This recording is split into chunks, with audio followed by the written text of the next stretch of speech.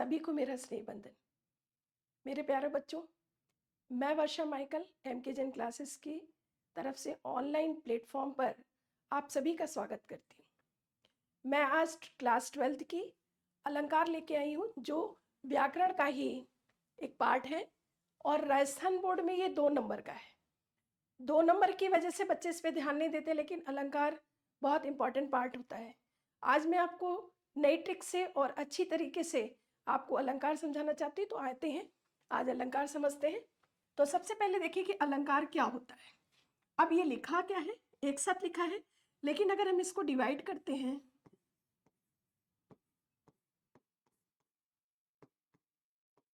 अलम plus car. अब अलम और कार, अलम का मतलब होता है शोभा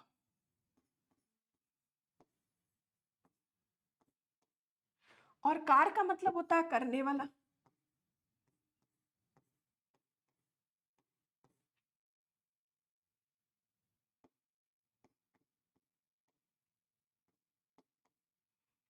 इसका शाब्दिक अर्थ क्या हो गया?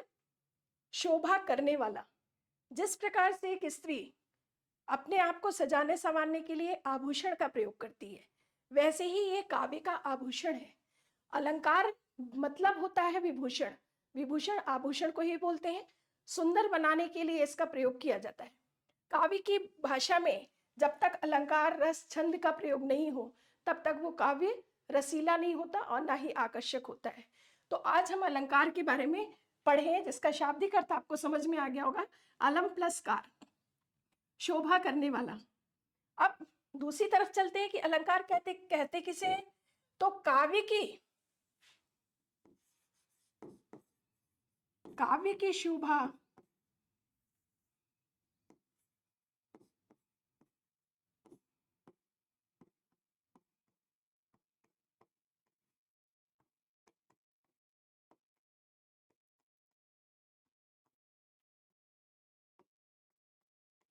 काव्य की शोभा बढ़ाने के लिए जो शब्द प्रयुक्त किया जाता है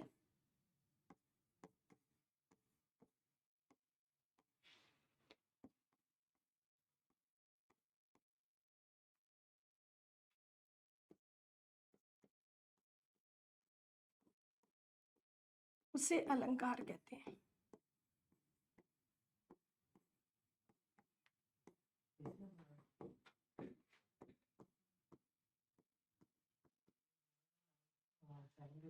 ये है अलंकार की परिभाषा।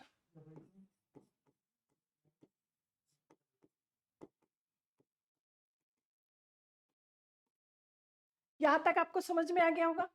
अब इसके आगे नेक्स्ट में देखते हैं कि अलंकार के भेद।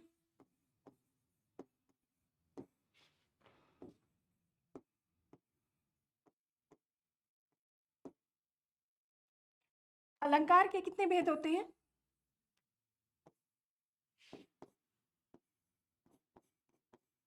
शब्दालंकार, अर्थालंकार,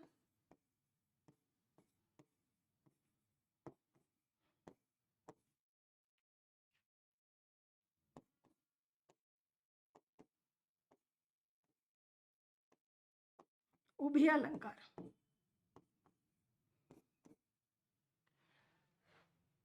इसका ये अलंकार का उपभेद है ना। ये क्या है? शब्दालंकार, अर्थालंकार, उभयालंकार। मूलतः तो 2 ही होता है। 2 शब्दालंकार और अर्थालंकार का ही प्रयोग जो है काव्य में किया जाता है, लेकिन कुछ विद्वानों के कथन के अनुसार उभयालंकार का भी प्रयोग किया जाता है। तो आज हम सबसे पहले सीखते हैं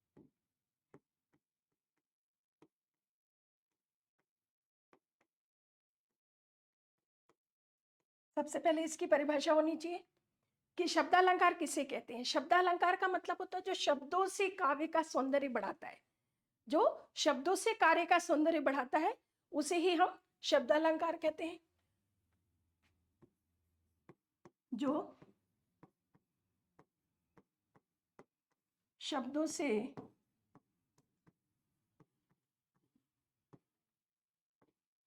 काव्य का सौंदर्य बढ़ाता है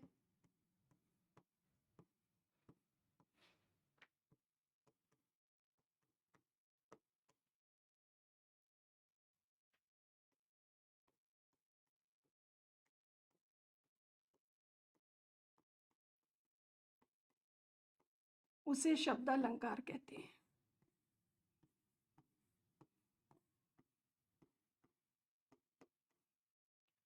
ये हो गया शब्दालंकार की परिभाषा। अब शब्दालंकार के भी भेद हैं। अब सबसे पहले देखते हैं कि शब्दालंकार के कौन कौन से भेद हैं।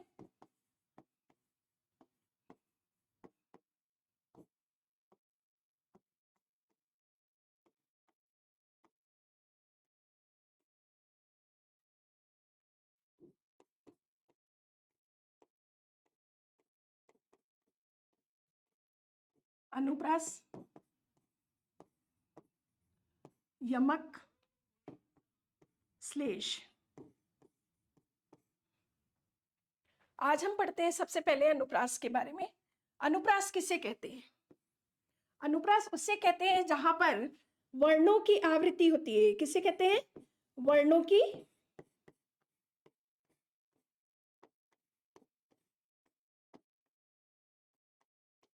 आवृत्ति। कहने का मतलब, आवृत्ति का मतलब क्या होता है कि दोहरान। वर्ण, वर्ण आपको समझ में आ रहा होगा कि वर्ण क्या होता है। वर्ण वो होता है जो वर्णमाला में सीखा है आपने, जो वर्णों में कभी भी उसके टुकड़े नहीं होते हैं। जैसे यहाँ पे मैंने फॉर एग्जाम्पल में बताना चाहती हूँ, तरनी, तनुजा, तट, कमाल।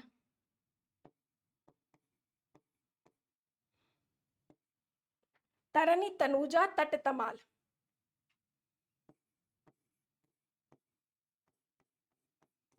अब इसमें समझो कि ये क्या है, वर्ण कहाँ है, वर्ण की आवृत्ति कहाँ हो रही है? त।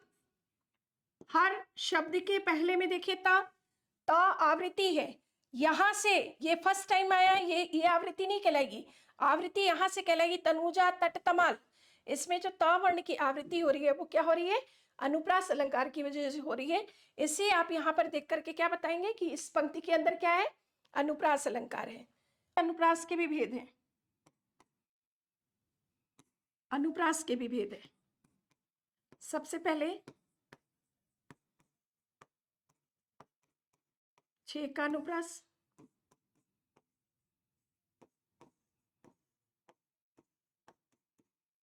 वृत्त्यानुप्रास,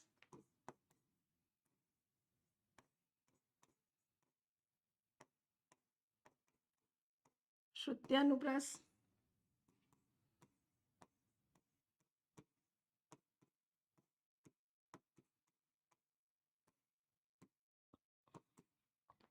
लास्ट में है लाटानुप्रास।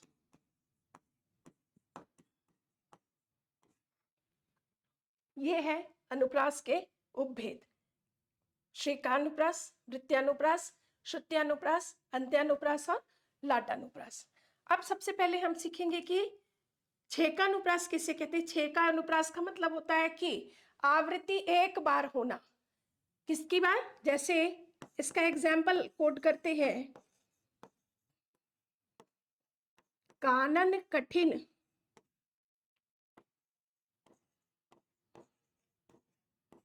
भयंकर भारी। अब आपको दिख रहा होगा कि इसमें आवृत्ति कहां से हो रही है। ये आवृत्ति नहीं कहलाएगी, क्या कहलाएगी? ये आवृत्ति कहलाएगी। का की आवृत्ति कितनी बार हुई? एक बार हुई। और भ की आवृत्ति कितनी बार हुई? वो भी एक बार हुई। जब आवृत्ति सिर्फ एक बार हो, मतलब कुल मिला के सिर्फ दो बार हो, तो अगर ये दो बार है तो ये क्या है? छेकानुप्रास है। अब इसका दूसरा पार्ट है वृत्त्यानुप्रास।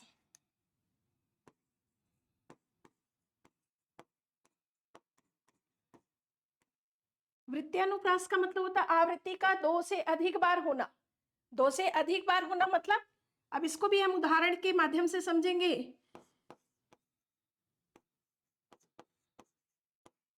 विरति विवेक,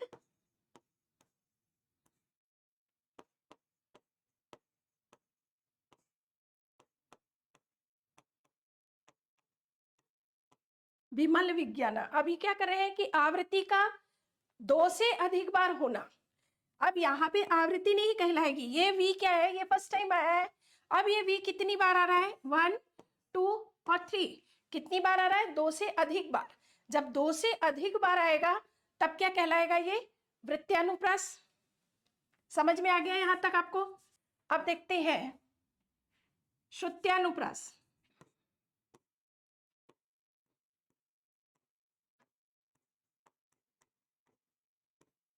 श्रुत्यानुप्रास का मतलब क्या होता है कि सुन करके, ये बोलने में ही समझ में आ रहा है कि जिसको सुन के समझा जाए। अब इसको समझने के लिए हम कैसे कहेंगे, जिस चीज को कहते हैं कि हम हिंदी में जब उच्चारण स्थान सीखते हैं छोटी क्लास में, तो उच्चारण स्थान में हमारे मुख से जो आवाज निकलती है वो उच्चारण स्थान है वर्ण का। अब वर्ण के उच्चारण स्थान को देख करके बताना है कि ये श्रुत्यानुप्रास है कि नहीं है। इसका उदाहरण देखते हैं। तुलसीदास सीदत निस दिन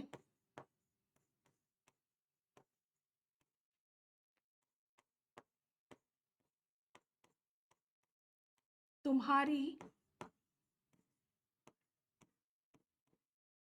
निठुराई। अब ये श्रुत्यानुप्रास का मतलब है कि सुन करके बताना। अब आप ये बोल करके देखें, देखो आप तुलसी बोलोगे ता वर्ण की आवृत्ति हमारे मुंह के अंदर से जिस स्थान पे हो रही है, जैसे हमारी जिह्वा और हमारे दंत के बीच में जहां बार बार आघात हो रहा है, एक ही स्थान पर आघात होना श्रुत्यानुप्रास कहलाएगा। जैसे तुलसीदास, अब हमने बोला तो तुलसीदास, अब आप बोल के देखेंगे तो आपको आपकी टंग से आपकी जो जिह्वा है वो दंत में कहाँ अटैच हो रही है, वही वही आपको सुनाई देगा। तुलसी दास सीदत निस दिन तुम्हारी निठुराई, सबका उच्चारण स्थान एक ही जगह आ रहा है। जब ऐसी स्थिति होती है तो कौन सा होता है, श्रुत्यानुप्रास होता है। अब आपको यहां तक समझ में आ गया होगा। नेक्स्ट देखते हैं।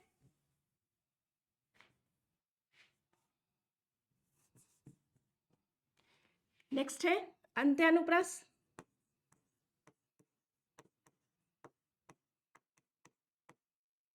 अंत्यानुप्रास अपने आप सुनने में ही आ रहा है कि जिसका अंत में, जिसका काव्य के अंतिम पंक्ति में आवृत्ति होती है वो क्या होता है, अंत्यानुप्रास। जैसे इसमें आता है एग्जाम्पल में, आओ मिलकर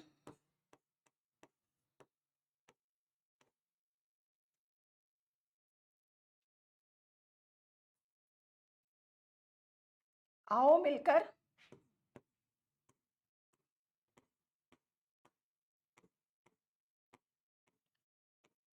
अलख जगाएं। इस तरह से जब ए की आवृत्ति बार बार होती है, जब ए सेकंड लाइन में भी ए का ही अंत होता है, तो अंत में आने वाले एक जैसे रिजेम्बलेंस जो होते हैं वो अंत्यानुप्रास के अंदर आते हैं। मतलब पंक्ति के अंत में अगर एक जैसा है ना, आओ मिलकर अलख जगाएं,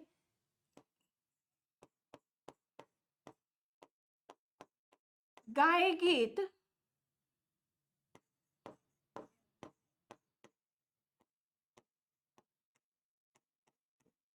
सुगम बताएं।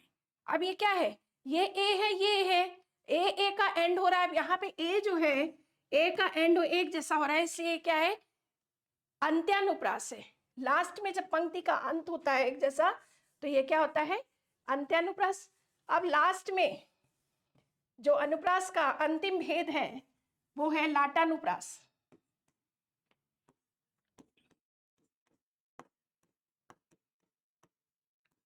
लाटानुप्रास का मतलब होता है कि पूरी की पूरी पंक्ति दो बार।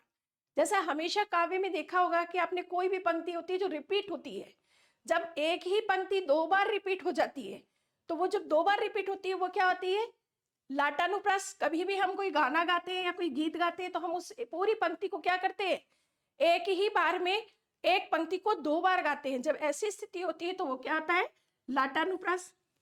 यहां तक आपको समझ में आ गया होगा कि शब्द अलंकार किसे कहते हैं, शब्द अलंकार के भेद, भेद में अनुप्रास, अनुप्रास के भी भेद देखे आपने, छेकानुप्रास, वृत्यानुप्रास, श्रुत्यानुप्रास, अंत्यानुप्रास और लाटानुप्रास।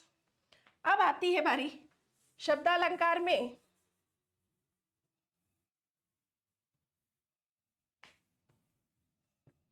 इसका दूसरा भेद है यमक। यमक का जो शाब्दिक अर्थ है या यमक की जो परिभाषा है वो क्या है, जब शब्दों की, यहां पे वर्णों की आवृत्ति हुई, यहां पे शब्दों की आवृत्ति हो रही है, शब्दों की आवृत्ति हो या अर्थ समान हो या भिन्न हो, दोनों ही स्थिति में क्या होगा, यमक अलंकार होगा। अब यहाँ पे हम इसको उदाहरण के माध्यम से समझते हैं। जब हम किसी चीज को उदाहरण के माध्यम से समझते हैं तो हम उसको बहुत अच्छी तरह से समझ पाते हैं। अब इसमें जो है आपको मैं उदाहरण के माध्यम से समझाऊंगी। कनक कनक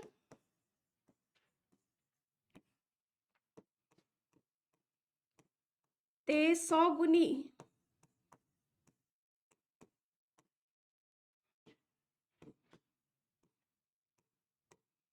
मादकता अधिकाय। अब आप समझे, इसमें यमक अलंकार इसमें कहाँ दिख रहा है? यमक अलंकार ये सिर्फ कनक, अब ये शब्द है, ये वर्ण नहीं है, ये पूरा शब्द है। शब्दों की आवृत्ति हो रही है, एक बार के बाद दोबारा आवृत्ति हुई। आवृत्ति के साथ साथ क्या है, दोनों का अर्थ भिन्न है। क्या है? भिन्न है। पहले कनक का अर्थ क्या है? स्वर्ण। और दूसरे कनक का अर्थ क्या है? धतूरा। अब शब्द एक जैसे है लेकिन अर्थ अलग अलग है। ऐसी स्थिति में हम इस पंक्ति को क्या कहेंगे? यहां पे कौन सा अलंकार है? यहां पर यमक अलंकार है। समझ में आया? अब देखें, यमक अलंकार को भी दो भागों में विभाजित किया गया है।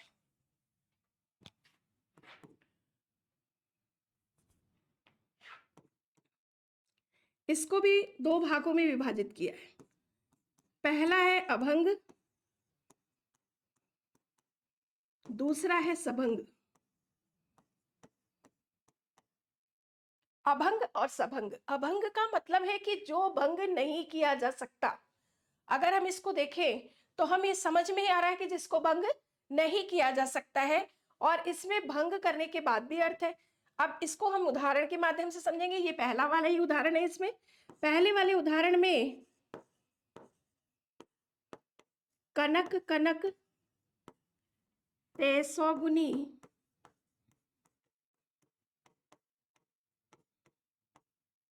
मादकता अधिकाय।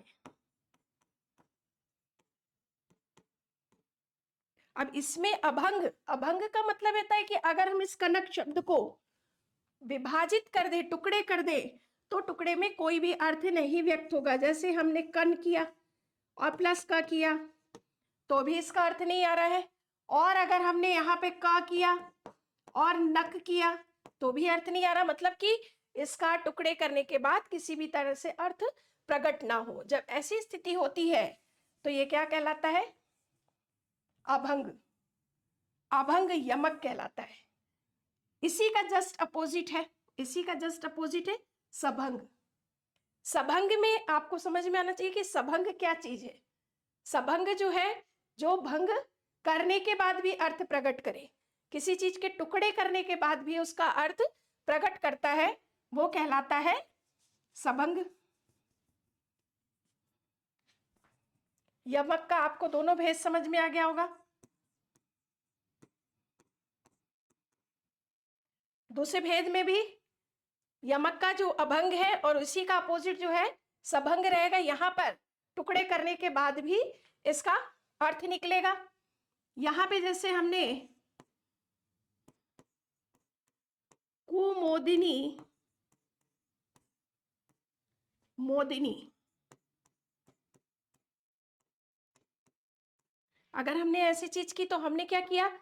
हमें यहाँ पे कहाँ आवृत्ति हो रही है? अगर हमने इसको कु को हटा दिया तो यहाँ पे मोदिनी और मोदिनी, ये जो है इसका दोहरान हो रहा है, ये इसकी पुनरावृत्ति हो रही है। लेकिन कु हटाने के बाद भी मोदिनी का अपना अर्थ है। यदि अगर ऐसी स्थिति होती है तो क्या होता है? ये अभंग। और इसको जो है, ये यमक के दोनों भेद थे। अब बारी आती है सब श्लेष अलंकार की। श्लेष अलंकार का शाब्दिक अर्थ होता है लेश। लेश मतलब होता है चिपका हुआ। श्लेष का अर्थ क्या होता है? चिपका हुआ। जैसे कहते हैं कि एक ही शब्द में कई अर्थ चिपके हो, यदि एक ही शब्द में कई अर्थ चिपके होते हैं तो वो श्लेष अलंकार कहलाता है। जैसे इसको उदाहरण के माध्यम से समझाना चाहूंगी मैं कि पानी गए ना उबरे,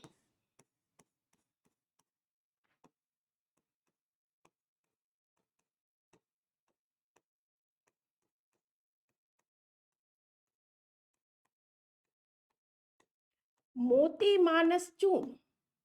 अब आप समझ रहे हैं, इस पूरी पंक्ति में आपको पहचानना है कि इस पूरी पंक्ति के अंदर कहां पर श्लेष अलंकार है। अगर आपसे पूछा जाए तो आप उसको खोज करके बताएंगे कि पानी शब्द।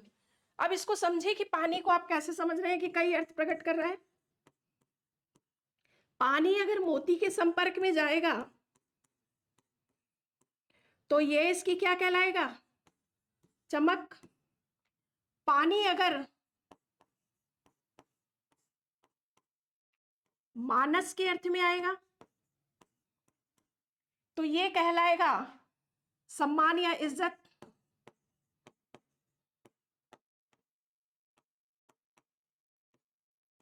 लेकिन यही पानी शब्द जो है वो यदि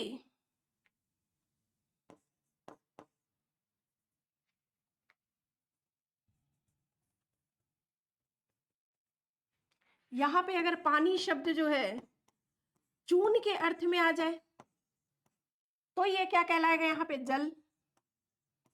अब आप समझो इसको कि ये पानी है,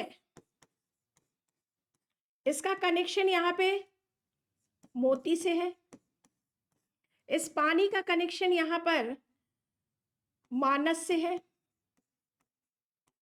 और इस पानी का कनेक्शन यहां पर चून से है। ये इसके संपर्क में आया तो क्या बना, मोती। मोती के संपर्क में आया तो ये चमक बना, और मनुष्य के संपर्क में आया तो ये इज्जत बना, और पानी अगर चून के अर्थ में आएगा तो क्या बनेगा, जल बनेगा। यहां तक आपको समझ में आ गया होगा कि क्या चीज है ये। तो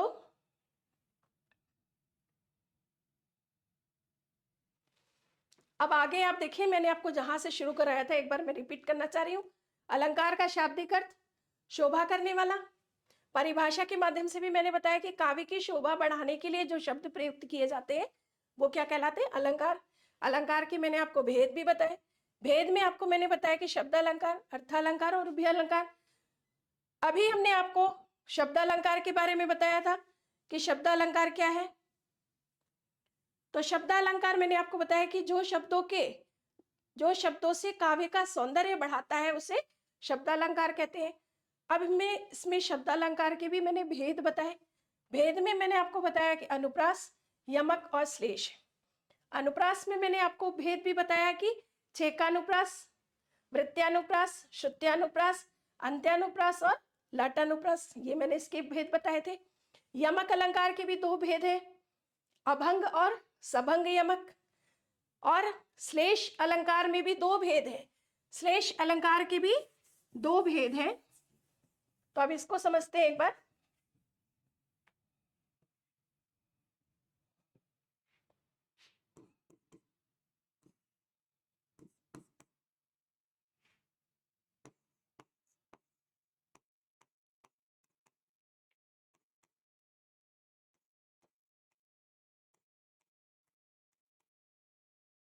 ये है श्लेष में अभंग और सभंग।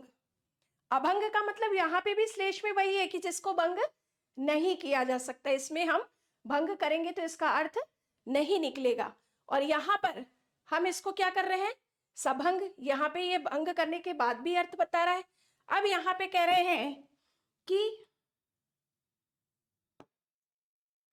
यहाँ पे एक नृप है और यहाँ पे एक कूप है। अब यहाँ पे उदाहरण में गुण है। अब गुण में जो है, गुण का एक अर्थ होता है रस्सी और दूसरा अर्थ होता है गुण। अब ये नृप के अर्थ में अगर गुण को हम प्रयुक्त करते हैं तो नृप मतलब होता है राजा। राजा का गुण, यहाँ पे उसकी क्वालिटी से मतलब है। लेकिन अगर हम यहाँ पे कूप के अर्थ में गुण का प्रयोग करते हैं तो यहाँ पे रस्सी कहलाता है कि कुआं जो है बिना रस्सी के क्या है, जल प्राप्त नहीं कर सकता है। और राजा के अर्थ में अगर हम देखते हैं तो राजा के अर्थ में क्या है, गुण, उसकी क्वालिटी हो गई, उसका गुण हो गया। अब इसमें जो इसका सेकंड पार्ट है, यहां पर इसका सभंग श्लेष जो है यहां पे है तरियोना। अब तरियोना जो शब्द है, तरियोना शब्द का मतलब है यहाँ पे ये तरियोना शब्द जो है ये है कर्ण का आभूषण। कर्ण का मतलब होता है कान, कान का आभूषण के अर्थ में है ये। लेकिन अगर इसी को हम तोड़ देते हैं, अगर हम इसको भंग कर रहे हैं तो तरियो प्लस ना, तरियो प्लस ना कहने का मतलब है तरा नहीं, अर्थात निकृष्ट जीव।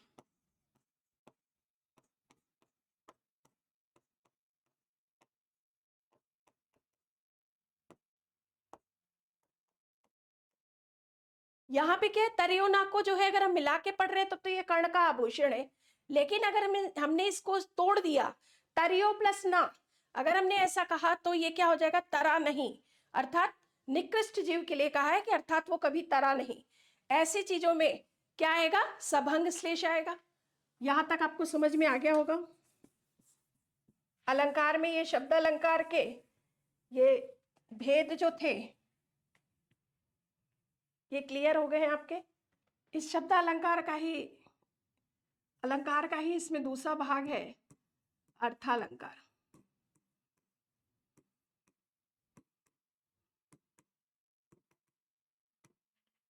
अर्थालंकार में जो है सबसे पहले मूलतः जो है क्या है, उपमा,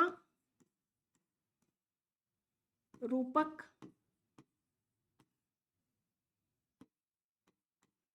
उत्प्रेक्षा, बहुत सारे हैं लेकिन अभी मैं आपको एक बार ये बताती हूँ। उपमा का मतलब होता है किसी चीज की, उपमा से किसी चीज की तुलना की जाए, और तुलना में यहाँ पे जब भी हम कोई चीज से करते हैं तो यहाँ पे क्या हो जाता है, उपमा के लिए हमेशा ये ध्यान रखें, ये ट्रिक्स है आपके लिए, सा समान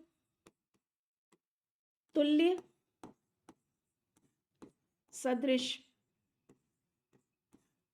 ये हमेशा होता है, ध्यान रखना। और यहाँ पे उपमेय और उपमान के बीच में एक योजक चिन्ह होता है, छोटा सा डैश होता है, इसको हम हिंदी में योजक चिन्ह बोलते हैं। जैसे हमने कहा चंद्रमा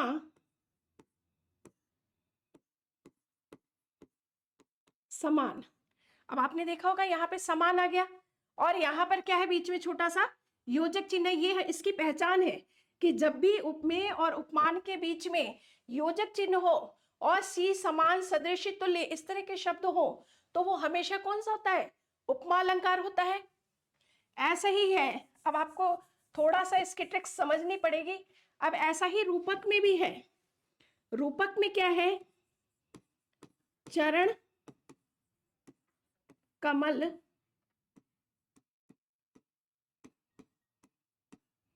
बंदौ हरिराई। अब आप यहाँ पे देख रहे हो कि रूपक में भी योजक चिन्ह है, लेकिन आपको सिर्फ इसके डिफरेंसेस में बताने के लिए बता रही हूँ कि चरण कमल, अब आप यहाँ पे देखिए, यहाँ योजक के बाद नसी समान सदृश है ही नहीं, यहाँ पर क्या है, यहाँ पर इसका आरोप लग रहा है, चरण किसके समान है, कमल के समान, लेकिन यहाँ पे समान शब्द नहीं है।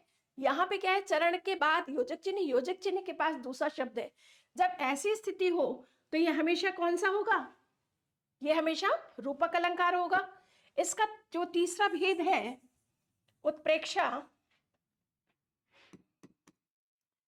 इसमें हमेशा क्या होता है, इसको हमेशा ये ध्यान रखें आप कि ये है मानो,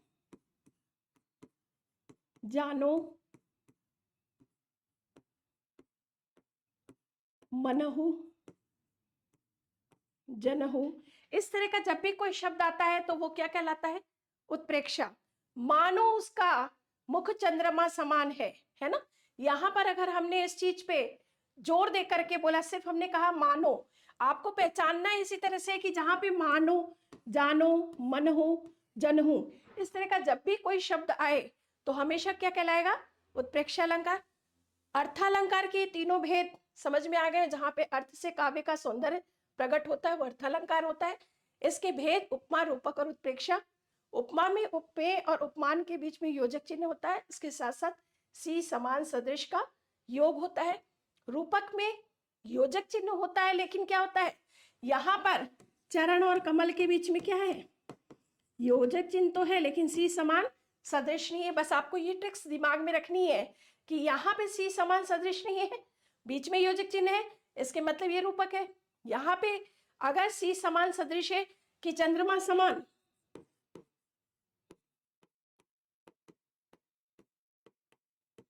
अब यहाँ पे क्या है, समान शब्द आ रहा है योजक चिन्ह के बाद, तो यहाँ पे क्या है, ये उपमा अलंकार। दोनों का डिफरेंस आपको दिख गया होगा, दोनों ही आपको डिफरेंसेस पता चल गए होंगे। अब इसमें इसका जो चौथा भेद है,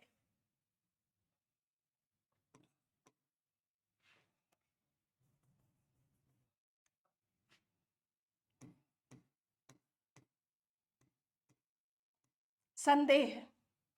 अब संदेह का मतलब होता है कि किसी चीज में हम क्लियर नहीं है, हमें कहीं ना कहीं इस चीज में शक है। जब भी ऐसी स्थिति होती है तो वो क्या होता है, संदेह अलंकार होता है। अब संदेह अलंकार में जब हम इस तरह से, हम आपको उदाहरण के तौर पे बताना चाहेंगे कि जिस समय महाभारत हो रहा था और जो द्रौपदी का चीरहरण हो रहा था दुर्योधन के द्वारा, तब उस समय जो है द्रौपदी को संभालने के लिए जब कृष्ण ने उनके चीर को बढ़ाया, और चीर बढ़ाते समय जब उनका चीर खुला नहीं पूरा, तब उस समय वहां बैठे हुए लोगों के मन में संदेह हुआ। और वो संदेह के माध्यम से मैं आपको बताना चाहूंगी कि उन्होंने क्या बताया कि नारी बीच सारी है या सारी बीच नारी है।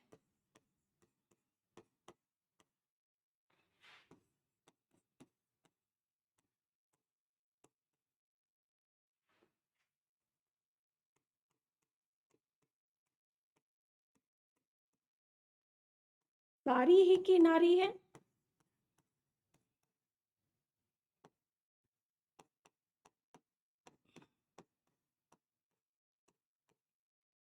या नारी ही की सारी है।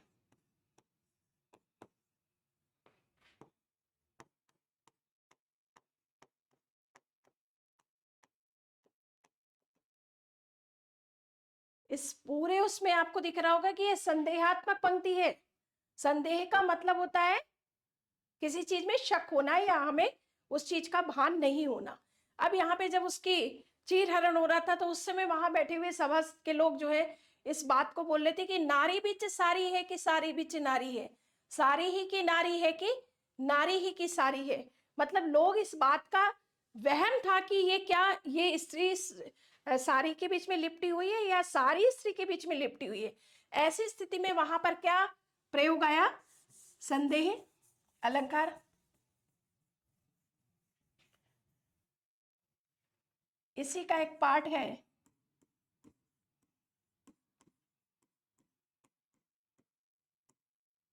अतिशयोक्ति। अतिशयोक्ति का मतलब होता है अतिशय प्लस उक्ति, अतिशय प्लस उक्ति इति।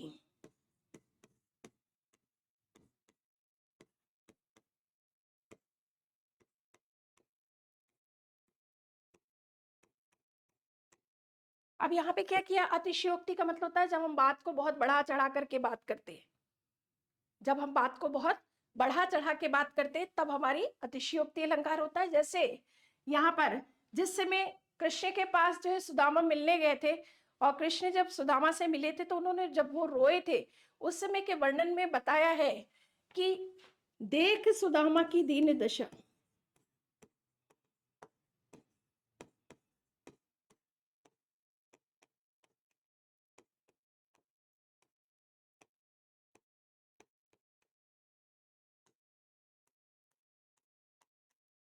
करुणा करके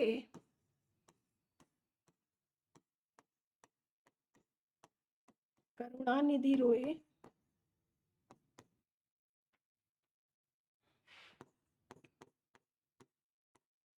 पानी परात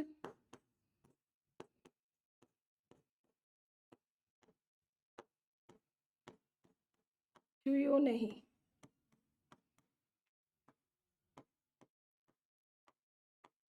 नैनन के जल धोए।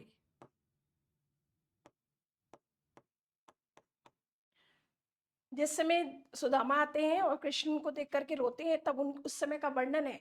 अब यहाँ पे सूरदास ने बहुत बढ़ा चढ़ा करके बात को बोला है कि जो नहीं हो सकती है, इम्पॉसिबल चीज को इन्होंने पॉसिबल करके बोला है कि देख सुदामा की दीन दशा, करुणा करके करुणा निधि रोए, पानी परात छुयो नहीं, नैनन के जल से धोए। अब ऐसा तो हो नहीं सकता है कि वो इतना रोए कि उन्होंने जल से धोया, लेकिन सूरदास ने यहाँ पे अपनी कल्पना में उस बात को इतना बढ़ा चढ़ा के कहा है कि जिससे ये अतिशयोक्ति अलंकार कहलाएगा। समझ में आ गया?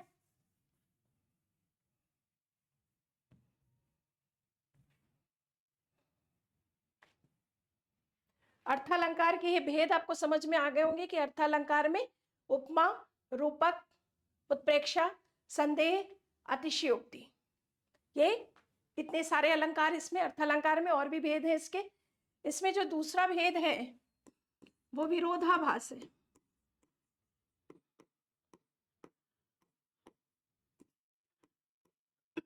विरोधाभास का मतलब होता है कि विरोधी। अब इसमें जिस चीज का विरोध किया जाए, मतलब जस्ट अपोजिट, आप सिंपली वे में समझ लो कि विलोम शब्द का प्रयोग। पंक्ति एक ही होगी लेकिन उसमें दो तरह के अपोजिट वर्ड्स एक साथ होंगे। अगर ऐसी स्थिति होती है तो ये कौन सा होता है? विरोधाभास। जैसे यहां पर लिखा है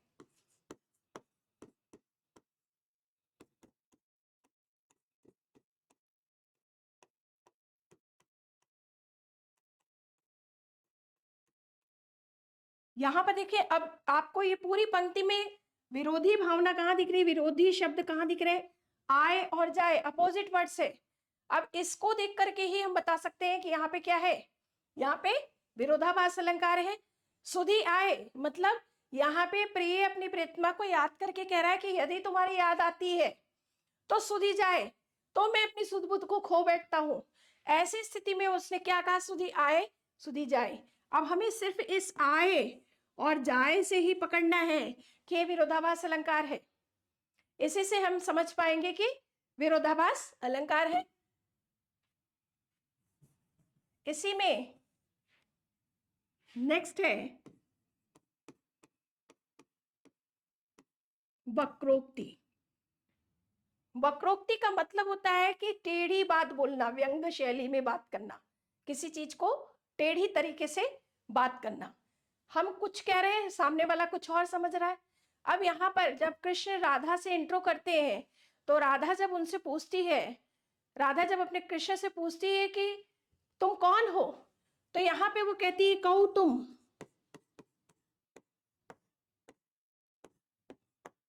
कृष्ण जवाब देते हैं कि प्यारी मैं हरी।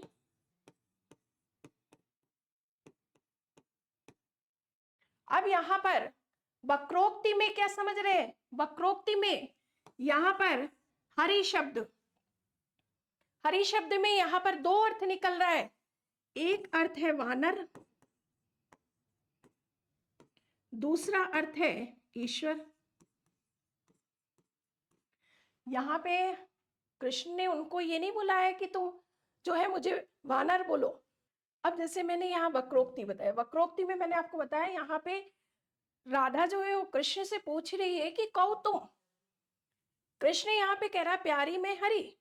अब यहाँ पे कृष्ण ने अपने आप को हरि ईश्वर के उसमें बोला है, लेकिन यहाँ पे वक्रोक्ति क्या निकली? वक्रोक्ति का मतलब व्यंग शैली, अलग ही अर्थ निकालना। तो राधा ने क्या निकाला कि यदि तुम वानर हो, यदि तुम वानर हो तो तुम्हें कहाँ जाना चाहिए? पेड़ पे चढ़ जाओ, तुम्हारा यहाँ पे क्या काम है? तो उन्होंने क्या कहा कि तुम्हारा कित काम, कह रहे हैं कि तुम्हारा कोई काम नहीं है। अब यहां पर इसका अर्थ उन्होंने वानर निकाला, ईश्वर की जगह क्या निकाला? वानर निकाला। तो इसी अलंकार में वक्रोक्ति है। वक्रोक्ति का मतलब होता है व्यंग शैली, और इसीलिए इसको वक्रोक्ति कहा गया है। और ये आपको अर्थालंकार के जो भेद थे उसमें काफी मैंने बता दिया आपको। भेद तो बहुत सारे हैं, बट आपको समझ में आ गया होगा।